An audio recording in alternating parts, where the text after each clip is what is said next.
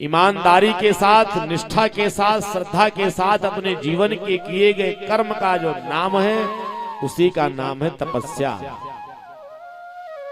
संसार में एक विद्यार्थी के जीवन में अगर परीक्षा में उच्च सफलता प्राप्त होती है तो उसने अध्ययन करने की तपस्या की है।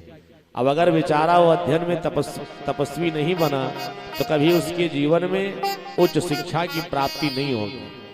एक व्यापारी जब बाजार का सबसे बड़ा श्रेष्ठ व्यापारी बनता है ना, तो हम आप उसकी तपस्या देखें। आपके हलियापुर बाजार में जितने व्यापारियों की दुकान होगी, कभी आप उन दुकान को आपने नहीं देखा होगा कि आज बंद है। सुबह 8 बजे से लेकर के रात्रि में 10 बजे तक, समय से लेकर के 8 बजे से लेकर के शाम रात्रि 10 बजे तक दुकान खुली होती है। बहुत प्राण पर, जीवन पर, परिवार पर कोई संकट आता है तो साल, 2 साल, 4 साल, 10 साल में एक आध दुकानें आपको बंद मिलेंगी। बल्कि उस व्यापारी ने अपने जीवन में जो कुछ अर्जित किया है ना, तो कम से कम अपने कर्म को तपस्या मान करके किया है। भागवत कथा हो चाहे राम कथा हो, हमको आपको सबको बढ़िया सुंदर संकेत प्रदान करती है कि जीवन में तपस्या करो। जो भी कर्म हम आप सब करते हैं उसका निर्वहन निष्ठा पूर्वक करें, वही हमारे आपके सबके जीवन की सबसे बड़ी तपस्या है। बोली भक्तवत्सल भगवान की। पार्वती जी तपस्या करने के लिए चली गई जंगल में, और जंगल में जाकर के सफेद स्वच्छ वस्त्र धारण किया और जाकर के पार्वती जी ने तपस्या प्रारंभ की। घनघोर जंगल में जाकर के तपस्या। संजन कहते कि उर्धरी उमा प्राणपति चरना जाई विपिन लागी तप करना, जाई विपिन लागी तप करना।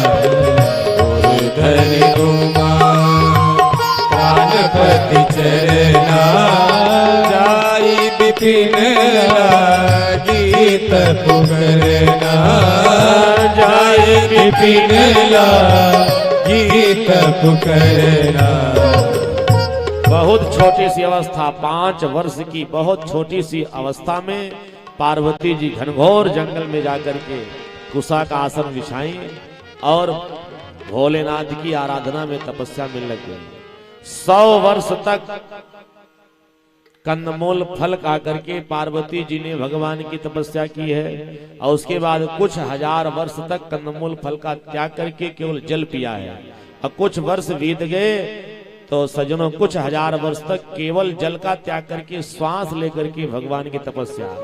और जब शिव जी की कठोर तपस्या करती रही तो सज्जनों, आज पार्वती जी का शरीर क्षीण हो गया।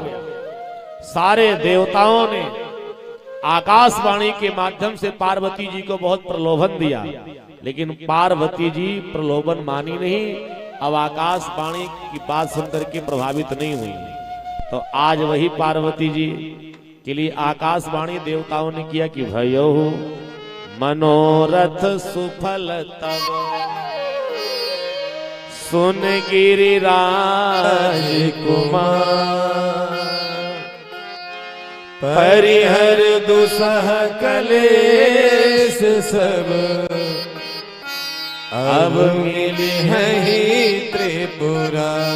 आकाशवाणी हुई, अरे पार्वती तुम्हारी तपस्या सफल हुई है।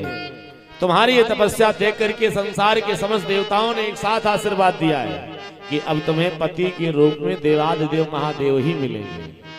इतना आकाशवाणी में भगवान जब बोले तो भगवान ने कहा, इधर पार्वती जी शिव को पति के रूप में पाने के लिए तपस्या कर रही हैं, उधर गोस्वामी तुलसीदास जी कहते हैं कि भगवान राम ने जाकर के देखा क्या कि भोलेनाथ जब सती योगाग्नि में अपने शरीर को जला करके भस्म कर ली ना, तो भोलेनाथ ने राम नाम का प्रचार करने का संकल्प लिया और जगह जगह जाते राम कथा गाते, राम नाम का जप करते, खूब राम नाम का उपदेश लोगों को दे रहे थे कि कतहु मुनि ऊप दे सही ज्ञान, कतहु राम गुण करहि बखाना, कतहु राम गुण करहि बखाना, कतहु मुनि उपदेश ही ज्ञाना, कतहु राम गुण करहि बखाना, कतहु राम गुण करहि बखाना।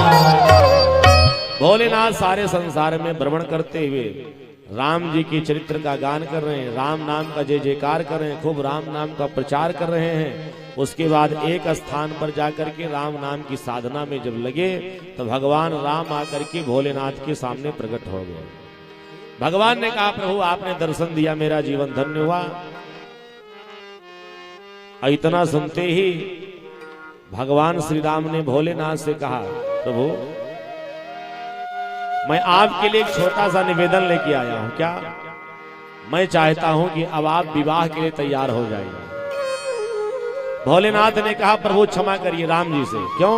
मैं विवाह की बात तो मत करिए मेरे सामने, और जो भी आपका आदेश होगा मैं सब अपने जीवन में सिरोधार्य करने के लिए तैयार हूं, लेकिन विवाह की बात मुझसे मत करिए। राम जी ने कहा, क्यों?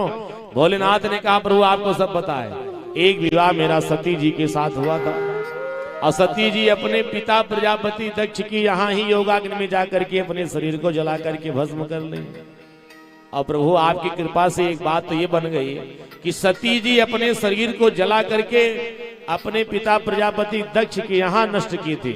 अगर कैलाश पर्वत पर जलाए होती ना तो आज मैं आपको यहाँ न मिलता, सीधे तिहाड़ जेल में मिलता। बोले भक्त वत्सल भगवान की जय हो। तो अब मेरी इच्छा शादी विवाह करने की है नहीं। भगवान ने कहा, देखो वही सती जी जो अपने शरीर को जला करके भस्म हुई थी, अब उनका अगला जन्म राजा हिमांचल के यहाँ पार्वती जी के रूप में हुआ है, और जंगल में जाकर के बहुत कठोर तपस्या कर रही हैं।